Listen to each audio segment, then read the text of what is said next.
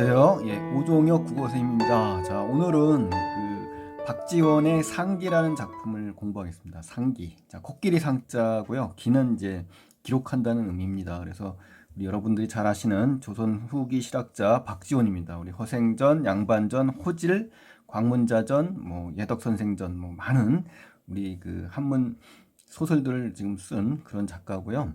아주 중요한 작가죠. 허생전이라든가 이런 작품들이요. 자, 오늘은 이제 고전 수필을 지금 공부하시는 겁니다. 자, 그래서 조선시대 사대부들이 쓴 산문 양식은 이제 어떤 대상이나 경험을 통해서 이제 깨달음을 얻습니다. 그걸 서술한 양식을 우리 설이라고 그래요. 설, 참화설, 슬견설, 이옥설, 이런 말 들어보셨죠? 설.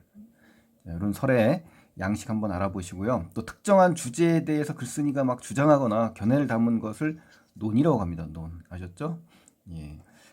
그 다음에 글쓴이의 여행담이나 사건, 오늘 공부할 거죠. 이제 여행담이나 사건의 진행 과정을 서술하는 것을 뭐라고 한다? 기라고 하는 겁니다. 그러니까 이 조선시대 사대부들이 쓴 산문 양식의 종류를 공부한 겁니다. 첫째는 설, 두 번째는 논, 그리고 오늘 공부할 기. 그래서 요 세 개를 정확하게 좀 구별을 해 주실 필요가 있습니다. 그래서 오늘은 기를 공부하는 겁니다. 아셨죠? 그래서 상기는 바로 여기 글쓴이의 체험이 담긴 겁니다. 아셨죠? 그리고 세상을 바라보는 어떤 시각, 관점을 얘기하는 거고요. 그 글쓴이의 자기의 견해를 제시한 것이 바로 오늘 배울 기에 해당되는 거죠. 그래서 글쓴이가 이제 코끼리 상자죠. 코끼리를 만난 이 체험, 이 경험담을 바탕으로 이 필자가 주장하고자 하는 바가 무엇인지 잘 생각하면서 감상하는 것이 오늘의 포인트입니다. 아셨죠? 예.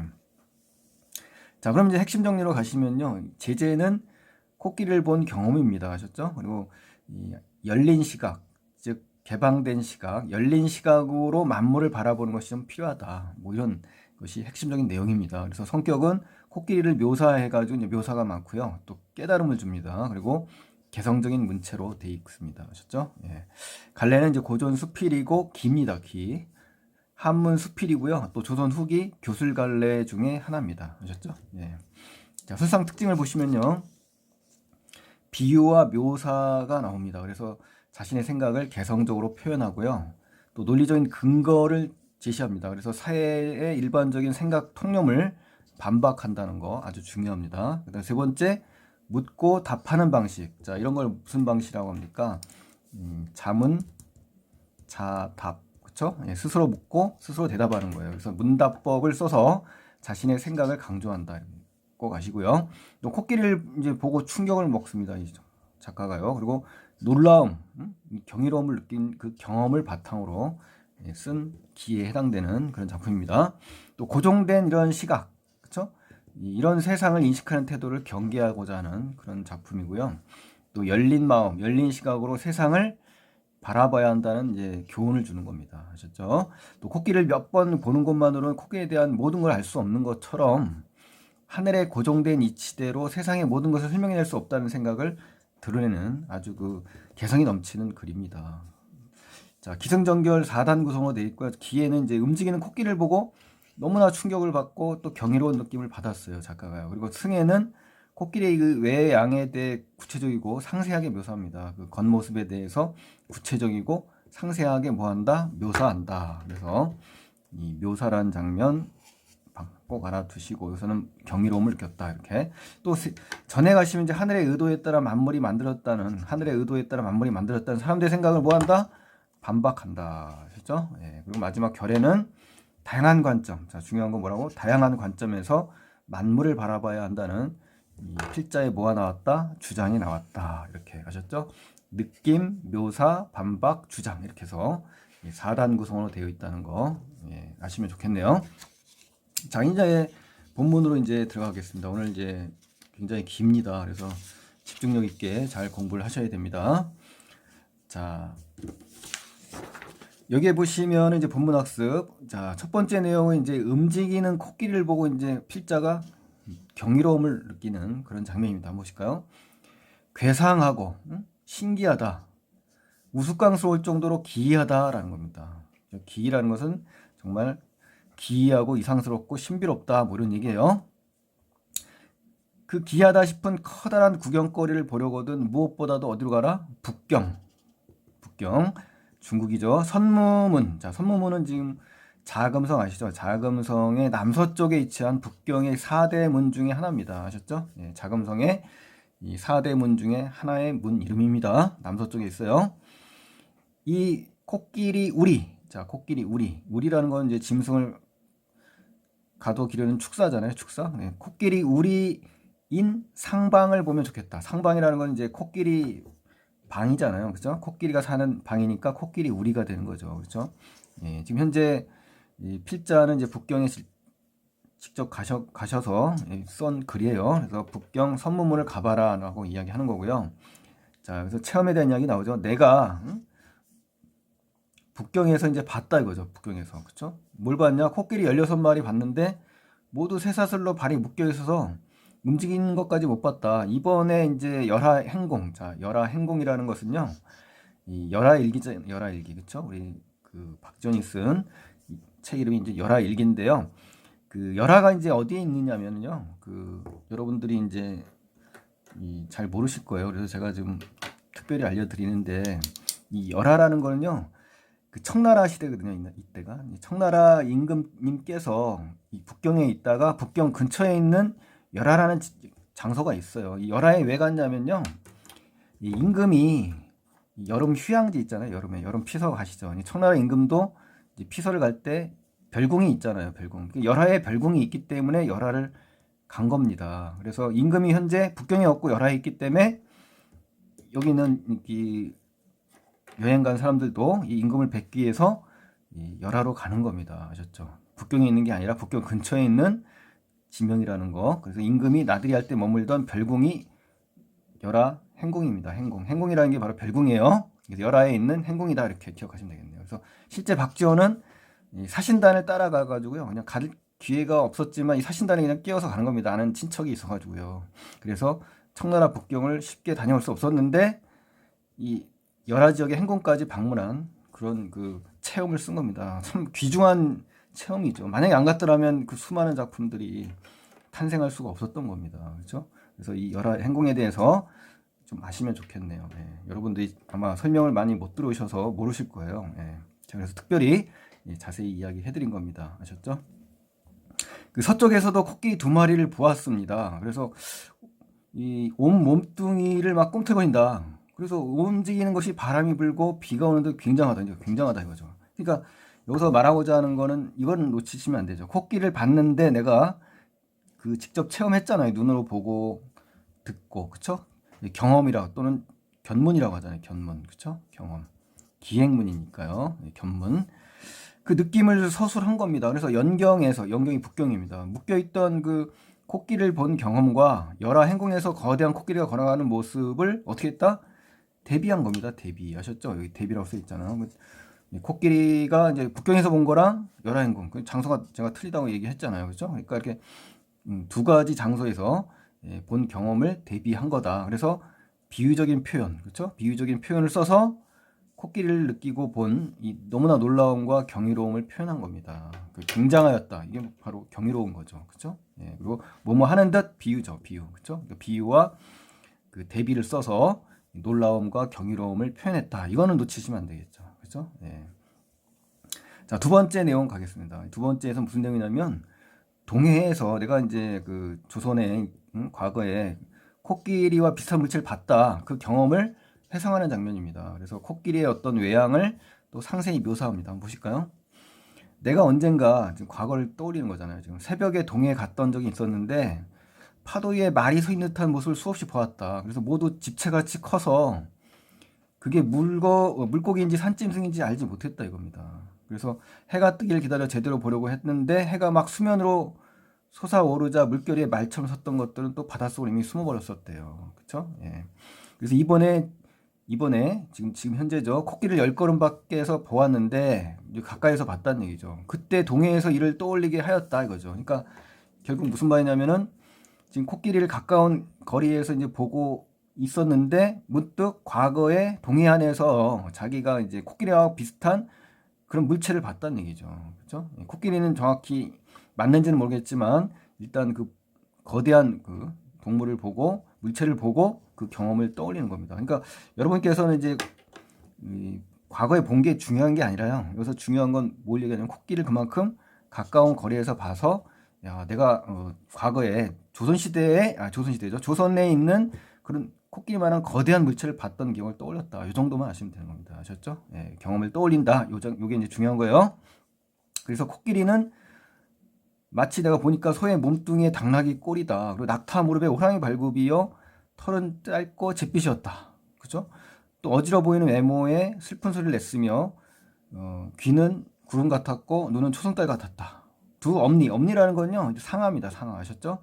크기가 두 아름 된다. 이 아름이라는 것은 두 팔을 둥글게 모아서 만든 둘레의 길이입니다. 길이 알았죠? 둘레의 단위입니다. 또 길이는 한 발이라는 건요 이제 양팔을 벌렸을 때 양쪽 끝에 그 길이를 얘기하는 겁니다. 두 팔의 길이 아셨죠? 그걸 한 발이라고 그래요. 발 아셨죠? 그래서 길이의 단위가 발이고 아름은 둘레의 단위다 이렇게 생각하시면 돼요.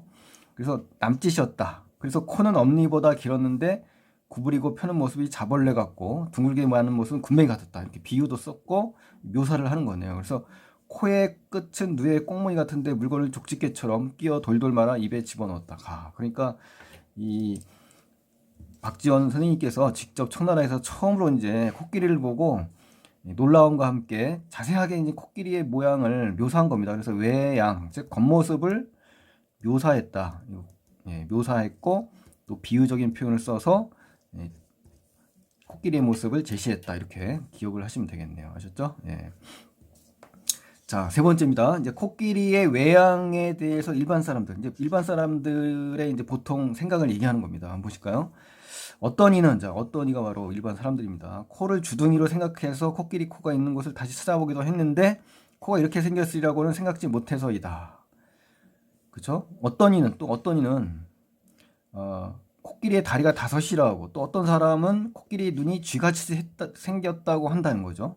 대부분 코끼리의 코와 엄니 사이에 정신을 빼앗겨서 그런 것이다. 그렇죠. 본질을 보지 못했다는 얘기고요. 또 코끼리 전체 몸뚱이에서 가장 작은 것을 가지고 보면 이렇게 엉터리 비교가 나온다. 그러니까 결국 말하려는 건요. 이걸 아셔야 되죠. 이제 일반 사람들은 한 사람들이 아니라 이제 대략의 사람들을 좀 제시한 거고요. 그 엉터리 비교다. 그러니까 뭔가 잘못했다는 얘기잖아요. 그러니까 코끼리의 아주 그 일부분, 그 많은 부분 중에 일부분만 보고 코끼리 전체를 판단한 거예요. 그렇죠? 그래서 대상을 어때요?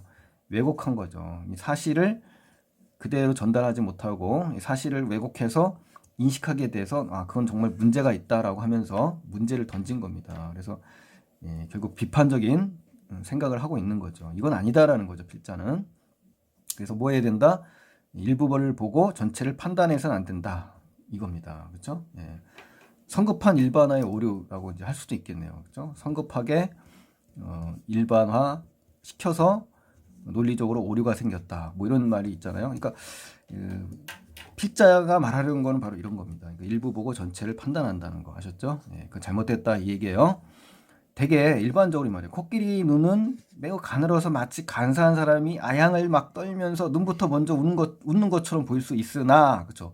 중요한 거는 이게 아니라 뒷부분이죠. 그러니까 일반 사람들은 이제 코끼리 눈을 되게 부정적으로 이제 인식을 하고 있다는 겁니다. 그렇죠? 그렇지만 코끼리의 어지러 보이는 성품은 바로 눈에서 나타난다라고 필자는 오히려 반대로 얘기하고 있습니다. 그러니까 상반된 인식을 갖고 있고요. 긍정적인 인식을 하고 있는 겁니다. 필자는요. 그러니까 일반 사람들과 필자는 서로 뭡니까? 대조된 그러한 인식을 하고 있는 겁니다. 코끼리 눈에 대해서요. 자, 그다음에 다음 장 보실까요? 자, 네 번째 이제 문단입니다. 네 번째 문단 한번 보시면은 사람들은 세상 만물이 모두 하늘의 뜻이라고 이제 인식하는 겁니다. 그래서 글쓰 있는 이제 세상 만물이 생성되거나 만물이 행동하는 데는 반드시 의도가 있다라고 생각하는 게 바로 일반적인 생각이에요. 그 일반적인 생각. 그걸 바로 뭐라고 해요? 통념이라고 해요. 통념. 아셨죠? 보통의 생각들. 이것을 갖다가 이제 비판하는 겁니다. 필자는요. 아셨죠? 비판한다는 게 중요합니다. 그래서 강희제라고 있습니다. 청나라 4대 황제가 이제 강희제예요. 그 시대에 남해자라는 곳이 있습니다. 남해자. 그러니까 남해자라는 거는 북경 숭문문 남쪽에 있는 동산입니다. 남해자. 여기에 사나운 호랑이가 이제 2마리 살고 있었대요. 그런데 오랫동안 길들이지 못했대요. 그래서 황제가 굉장히 분노한 거죠. 그렇죠? 예. 그래서 호랑이를 코끼리 우리에 몰아넣으라고 이제 명령을 내린 겁니다. 그래서 코끼리가 몹시 겁을 내면서 코를 한번 휘두른 겁니다. 근데 호랑이 두 마리가 서 있던 자리에서 그냥 쓰러져 죽은 겁니다. 맞아 죽은 거죠.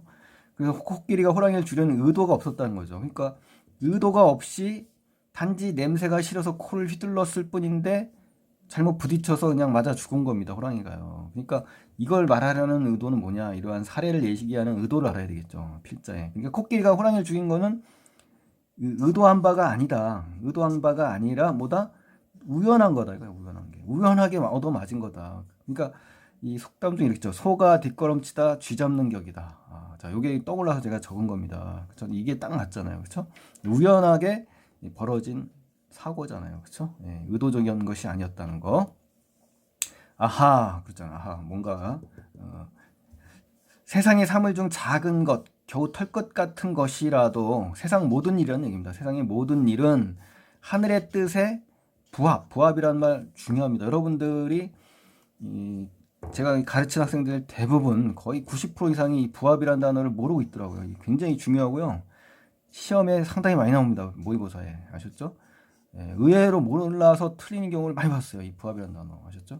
예, 꼭 명심하셔야 될 것 같아요. 이 부자가 아닐 부자로 생각해서 부정적으로 생각을 하고 있더라고요. 학생들이요. 그렇게 해서는 안 됩니다. 그래서 제가 한자를 항상 단어 옆에 써 놓는 이유가 바로 그런 것 때문에 그래요.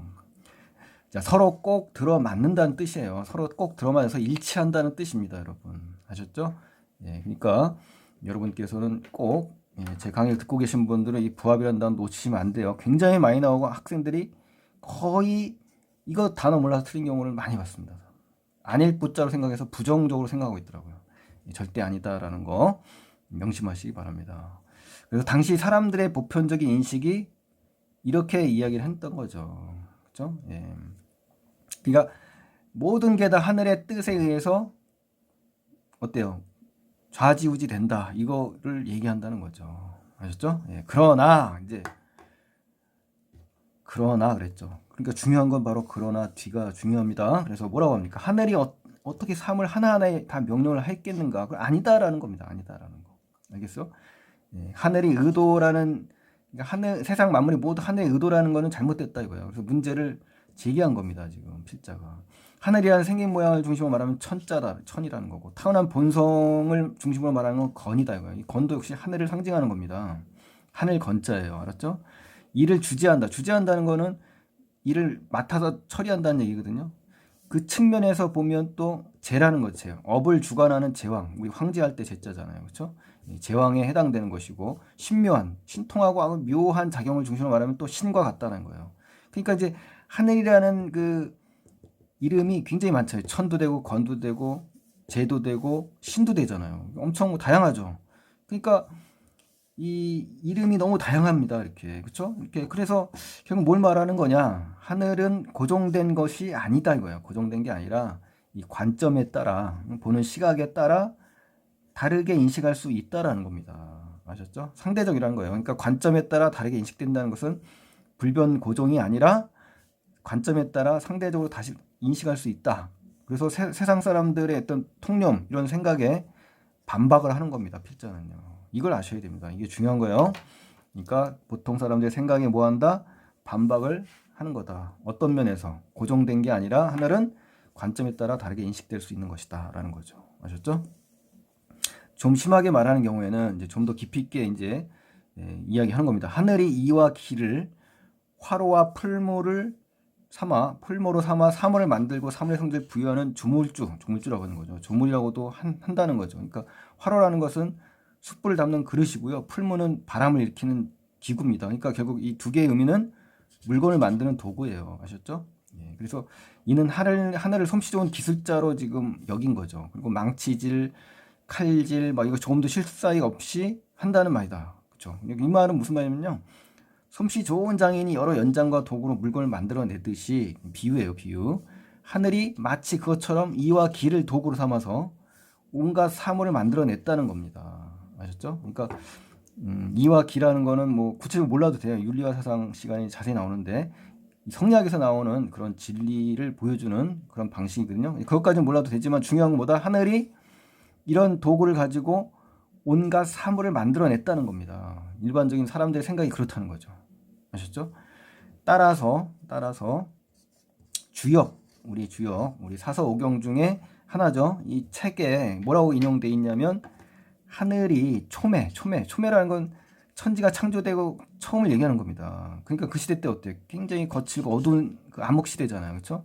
그걸 만들었다라고 이렇게 나왔어요. 그 책에. 그 주장을 인용하는 거죠. 이제 자기의 주장을 펼치기 위해서 인용을 한 겁니다. 아셨죠? 예. 자, 그럼 5번째 내용 한번 가보실까요? 예. 근데 이제 세상 만물이 모두 하늘의 뜻이라고 생각하는 것은 정말 잘못됐다라고 이제 비판하는 겁니다. 그래서 주장을 비판하는 근거가 나옵니다. 아셨죠? 예. 하늘이 초매를 만들었다라는 거에 대해서도 이 비판을 하는 겁니다. 자, 초매라는 것은 뭐냐? 빛은 어두컴컴하고 형태는 뿌옇고 흐릿하다. 비유하자면 동이 틀 듯 말 듯한 때와 같다는 거죠. 사람도 물건도 구별할 수가 없는 상태라는 거죠. 그러니까 암흑기잖아요, 암흑기. 그러니까 결국 뭡니까? 이런 그 암흑기에 뭘 만들어냈다는 자체가 잘못됐다는 얘기예요. 그래서 나는 알 수가 없다. 하늘이 이렇게 어둡고 흐릿한 상황에서 과연 무엇을 만들어냈단 말이냐 이거예요. 그렇죠? 예, 한자성어 갑자기 또 떠오르네. 오리무중이라고 있죠. 오리무중. 그렇죠? 예, 오리무중. 그러니까 한 치 앞도 분간할 수 없는 그런 상황인 거죠. 그렇죠? 예. 그래서 초매와 같은 상황에서 하늘이 만물을 만들었다는 것에 대해서 비판적으로 의문을 하는 겁니다. 아셨죠? 예. 국수집에서 밀가루를 맷돌에 갈 때 작고 크고 가늘고 굵은 가루가 막 뒤섞여 바닥에 흩어진다 이겁니다. 그 맷돌의 작용이란 도는 거밖에 없잖아요. 그러니까 맷돌은 도는 기구잖아요. 그렇죠? 근데 처음부터 맷돌이 가늘고 굵은 가루를 만들겠다는 의도가 없지 않냐 이 말이에요. 그러니까 이것도 뭡니까? 특별한 어떤 목적과 의도가 없다. 그냥 단지 우연히 발생한 거다. 필자는 계속 뭡니까? 필연이 아니라 우연이라는 겁니다. 그러니까 특별한 목적과 의도가 아니라 우연히 발생한 것들이라는 겁니다. 아셨죠? 그래서 이 말은 뭐냐? 아무것도 분별되지 못한 이 혼돈의 상태에서 하늘이 만물을 만들었다는 것 자체가 말이 안 된다는 거예요. 그래서 의문을 제기하는 거고요. 또 하늘이 의도를 가지고 만물을 만들어냈다는 사람들의 그 생각을 지금 뭐 한 겁니까? 맷돌의 현상에 지금 뭐 했다? 비유를 한 거잖아요. 비유를 하면서 반박을 한 겁니다. 아셨죠? 예, 요거를 잘 아셔야 돼요. 그런데도 말하기 좋아하는 사람들은 자, 뿔이 있는 놈에게는 이빨을 주지 않았다라고 한대요. 또 하늘이 만물을 만들 때 결함을 갖도록 일부러 의도한 거라고 이제 이야기를 한다는 겁니다. 그러니까 이 말은 형상 또는 현상을 만들었다는 주장을 얘기하는 겁니다. 그거 잘못된 생각이다라고 예, 비판을 하는 거죠. 그렇죠? 예, 반대 의견을 얘기하고 반박을 하는 겁니다. 자, 6번째 단락 가보실까요? 예, 문답법의 과정을 통해서 모든 사물은 하늘의 의도가 반영됐다는 건 이제 비판하는 겁니다. 그러니까 계속 그 필자 박지원 선생님께서 지금 계속 이야기하는 게 뭡니까? 모든 거는 하늘의 의도가 한 게 아니라 의도가 아니라는 겁니다. 우연이라는 거죠. 우연. 그렇기 때문에 사람들이 말하는 하늘이 모든 만물을 만들었다는 것에 대한 강한 의문을 제기한 겁니다. 자, 문답법을 씁니다. 잘 보세요. 감히 묻는다. 이빨 전자 누구냐? 하늘이 주었다라고 이제 말할 거다 이거죠. 그러면 하늘이 이빨을 준 까닭은 뭐냐? 그러면은 이빨로 물건을 씻게 한 것이다라고 대답한다면 그럼 다시 묻겠다. 이빨로 물건을 씻게 하면 또 무엇 때문이냐? 이렇게 하면서 문답법을 쓴 겁니다. 이렇게 해서요. 그러면 아마 사람들은 대답할 것이다. 뭐라고 대답하냐? 이는 하늘이 낸 이치다 이겁니다. 이치. 그러니까 제가 보기에는 이 부분들이 전부 뭡니까? 우리 박지원 선생님은 실학자잖아요. 실학자. 그렇죠? 그리고 기존의 그 유학은 뭡니까? 성리학이죠. 성리학. 그러니까 성리학이 바로 하늘의 이치를 따지고 뭐 하늘에 대한 철학적인 문제 이런 얘기를 하잖아요. 근데 실학은 그게 아니잖아요. 실제 학문이기 때문에 이것과는 거리가 있는 거예요. 벌써 학문의 그 생각, 인식의 차가 다르잖아요. 그렇죠? 예, 그런 부분에서도 한번 비교를 해보시면 훨씬 더 이 말의 의미를 알 수가 있겠죠. 이게 아니다라는 거죠. 성리학이 말하는 이런 것, 유학. 그래서 모든 것은 하늘이 의도대로 만들어내진 것이다 라고 생각하는 거예요. 성리학 자체가요. 아셨죠? 그 날짐승과 산짐승은 손이 없잖아요. 그렇죠? 예, 그래서 반드시 부리와 주둥이를 땅에 닿도록 숙여야만 먹을 수 있잖아요. 그러므로 학다리가 이미 높고 보니 학의 목이 길 수밖에 없어요. 다리가 높으니까 목이 길어서 구부려야 되니까. 그런데도 불구하고 땅에 닿지 않을까 염려해서 또 부리가 또 길어진 거다라고 이제 이야기를 한다는 겁니다. 사람들이요. 그럼 만약에 닭의 다리가 또 학의 다리를 본떠 길었다면 닭은 마당에서 굶어 죽을 것이다 라고 이야기를 하는 거네요. 그러니까 결국 뭡니까? 이 얘기는 전부 뭐예요? 사람들은 일반적으로 이런 생각을 한 거예요. 모두 하늘이 이렇게 자연스럽게 만들어낸 당연한 이치, 당연한 섭니다. 이런 얘기를 하는 겁니다. 그러나 필자는 그거 아니다라는 거예요. 껄껄 웃으면서 이제 말하잖아요. 뭐라고 얘기하냐면 그대들이 저 사람들이죠. 말하는 이치는 소말 닭개에게만 해당할 따름이다. 그게 결국 뭐예요? 결국 모든 것이 하늘의 의도에 따라 만들었다는 거는 전부 뭐다? 일부다, 일부. 그렇죠? 전체가 아니라 일부에 해당되는 것이 마치 전체로 확대 해석하면 안 된다라는 얘기를 하는 겁니다. 만약에 가정한다. 하늘이 이빨을 준 것이 반드시 구부려 먹이를 쉽게 하기 위해서라고 가정하자. 그래. 가정해보자. 지금 저 코끼리는 쓸데없는 상아가 고추 세워져. 응? 곱게 세워져서 입을 땅에 데려가면 이 상아 때문에 어때요? 먼저 땅에 부딪힐 거 아니에요. 그러니까 물건 씹는데 오히려 방해가 되지 않냐 이거죠. 그러니까 사람들의 이런 생각에 대해서 코끼리의 엄니를 예시로 들어가지고 예시를 들어서 반박하는 그런 장면이에요. 아셨죠? 그러니까 요걸 아셔야 돼요. 이게 코끼리의 엄니를 예로 들어서 그 사람들의 생각에 반박을 가하는 근거로 썼다. 이렇게 아셨죠? 네, 이게 중요한 겁니다. 그래서 어떤 사람은 말할 것이다. 코를 활용하면 된다. 이렇게 반박을 할 거 아니에요. 그러니까 내가 이렇게 말한 거에 대해서 다시 반박을 가하는 거죠. 재반박이 되는 거죠. 나는 엄니가 길어 코를 활용한다는 것보다 차라리 엄니를 없애버리고 코를 짧게 하는 게 더 낫지 않겠냐. 그렇죠. 사람들의 이런 생각에 대해서 내가 필자가 또 뭡니까? 재반박을 하는 겁니다. 그렇죠? 반박, 재반박, 재반박 이런 과정을 거친 거죠. 마치 그 토론하기 같은 그런 방법으로 지금 가정에서 지금 필자가 이야기를 하는 거네요. 그렇죠? 이에 말하던 자는 처음에 주장을 다 내세우지 못하고 자신이 배웠던 내용을 조금 누그러뜨린다. 그렇죠? 예. 이는 생각이 겨우 말, 소, 닭, 개에 비칠 뿐이요. 용, 봉황, 거북, 기린 같은 것은 미치지 못하기 때문이다. 그러니까 사람들의 생각은 결국 뭐다? 일부의 경우만 보고 전체를 판단한다 이거예요. 그게 잘못됐다라는 이야기를 필자는 하는 겁니다. 아셨죠? 자, 그래서 긴 내용이니까 한번 다시 정리를 여기서 짧게 이제 해보시면요. 글쓴이와 사람들의 문답 과정을 보면 사람들은 뭐라고 하는 겁니까? 하늘이 날짐승과 산짐승의 짐승의 이빨을 준 것은 이 불이나 주둥이를 땅에 닿도록 숙여 이빨로 물건을 쉽게 하게 한 이치다라고 했어요. 글쓴이가 뭐라 그래요? 그거 오히려 어금니가 먼저 땅에 닿으면 방해가 된다라고 이야기했어요. 그랬더니 사람들이 뭐라고 합니까? 반박을 하죠. 그럼 코끼리에게 긴 어금니를 준 이유는 코가 있지 않냐 이렇게 얘기한단 말입니다. 그럼 글쓴이 뭐라 그래요? 그럼 코보다는 차라리 코를 짧게 하는 게 더 낫지 않냐 이런 얘기를 하는 거고요. 사람들은 뭐라고 해요? 자신의 주장을 더 내세우지 못하고 이제 조금 누그러뜨렸다. 네, 이렇게 기세가 꺾인 거죠. 그렇죠? 이것이 바로 이제 문답의 과정입니다. 지금까지 했던 거 아셨죠? 요거를 잘 정리를 하셔요.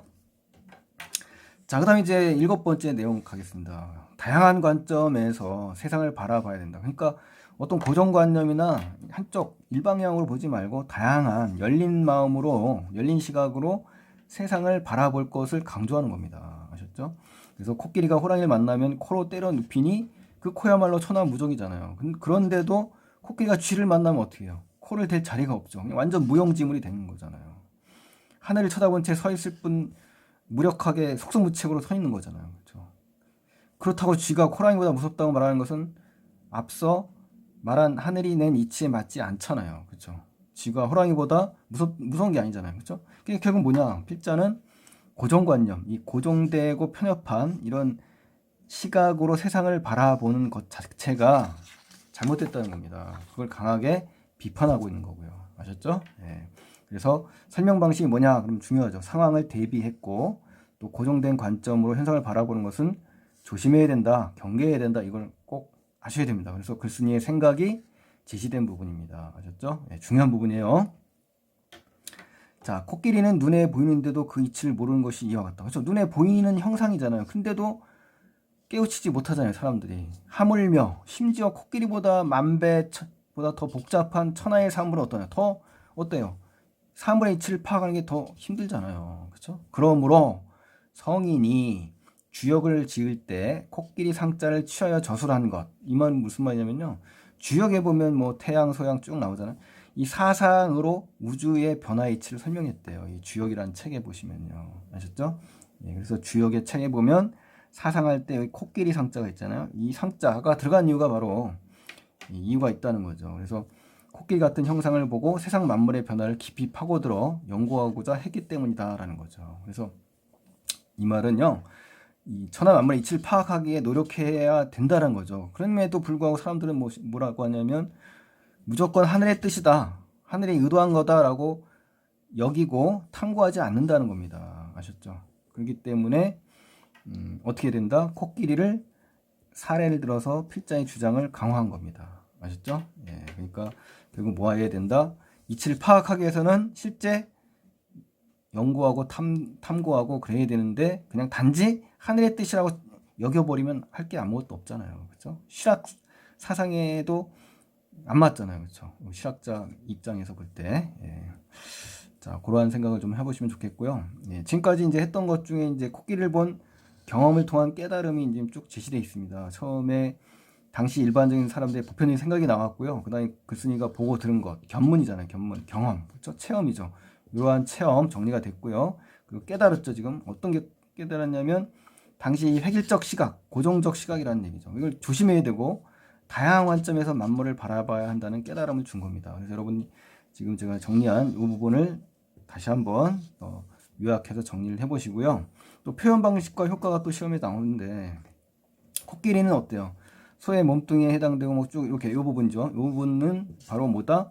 코끼리의 외양. 코끼리가 움직이는 모습을 다른 대상에 빗대어서 비유했다는 거예요. 비유. 그래서 설명함으로써 코끼리의 모습을 또 어떻게 했다? 훨씬 더 감각적이고 섬세하게 묘사했다. 이거 굉장히 중요합니다. 이 부분 시험에 잘 나와요. 표현 방식과 그 효과. 선생님이 빨간색으로 표시한 부분을 정확하게 체크하셔서 확인을 하셔야 됩니다. 눈으로. 왜 여기가 그런 건지. 예, 그렇게 해서 하셔야지 무조건 외우시면 안 돼요. 자, 이제 두 번째 보시면 감히 묻는다. 이빨을 준 자는 누구냐. 지금 계속 묻고 있죠. 자문자답하는 장면이죠. 그러니까 여기서는 상대방에게 묻고 상대방의 반응을 가정한 겁니다. 그렇죠? 상대방이 직접 있는 게 아니라 그냥 가정한 거잖아요. 그렇죠? 또 다시 반박하고 문답 형식을 하면서 자신의 주장에 대해서 뭐한다? 타당성을 높이기 위한 그러한 방식으로 자문자답이라는 문답법을 쓴 겁니다. 아셨죠? 예, 굉장히 중요한 거 여기서 이제 두 개를 정리를 했습니다. 그러니까 여러분께서 꼼꼼하게 블로그에 올려놓은 프린트를 인쇄하셔서 꼭 확인을 하시기 바랍니다. 이게 이제 시험 범위에 들어가거나 또 공부의 대상이 되신 분들은 제 강의가 많이 도움이 될 겁니다, 여러분. 그러니까 어렵습니다. 또 내용이 복잡하고 길어요, 그렇죠? 그러니까 반복해서 들어보시고요. 교과서를 꼼꼼히 파악하셔서 성적에 도움이 됐으면 좋겠습니다. 자, 오늘 고생 많이 하셨고요. 도움이 되셨다면 구독과 좋아요를 부탁드리겠습니다. 감사합니다.